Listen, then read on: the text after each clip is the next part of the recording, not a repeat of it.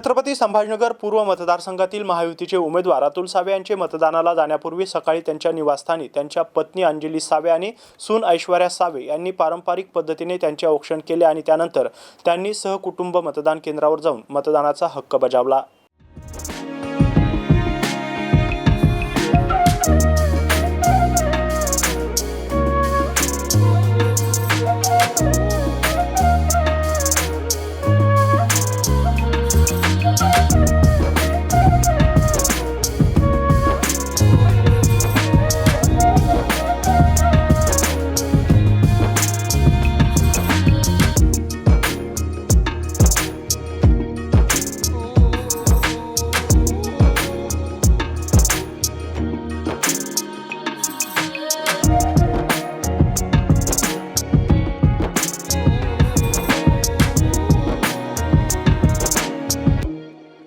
काय सांगाल, मतदान केलं तुम्ही?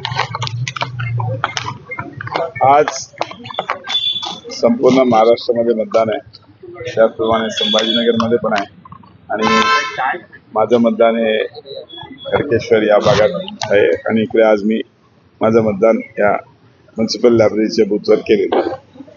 कसं वाटतं, आज महत्त्वाचा दिवस आहे, तिसऱ्यांदा तुम्ही उमेदवार म्हणून उभे आहात। 2014 मध्ये आणि 2019 मध्ये संभाजीनगरच्या सर्व नागरिकांनी मला आशीर्वाद दिला होता। मी दोन्ही वेळेस आमदार म्हणून निवडून आलो। पुन्हा एकदा 24 मध्ये पण मी 10 वर्षात या शहराच्या विकासाच्या कामासाठी काम केलेलं आहे आणि अनेक प्रश्न या शहराचे मिटवण्याचा प्रयत्न केला आणि त्याच्यात यशस्वी झालेलो आहे। त्याच्यामुळे मला नक्कीच खात्री आहे की संभाजीनगरचे नागरिक मला पुन्हा एकदा 24 मध्ये आशीर्वाद देऊन निवडून देतील।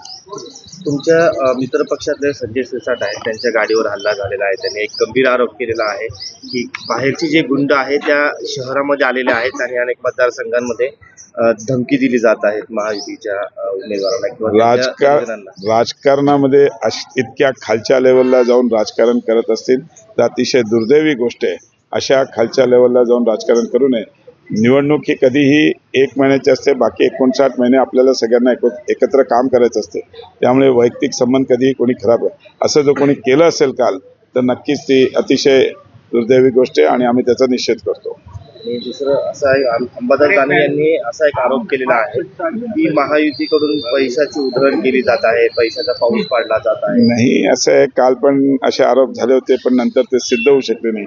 माझ्या मते हे बघा, महायुती म्हणजे आम्ही काय विशेष काय, आम्ही केलेल्या कामाची पावती म्हणून आम्हाला लोक आणि आमच्या लाडक्या भगिनी आमच्या सर्व बरोबर आहेत। त्याच्यामुळे आम्हाला काळजी करायची गरज नाही, आम्हाला या सगळ्या गोष्टी करायची गरज नाही।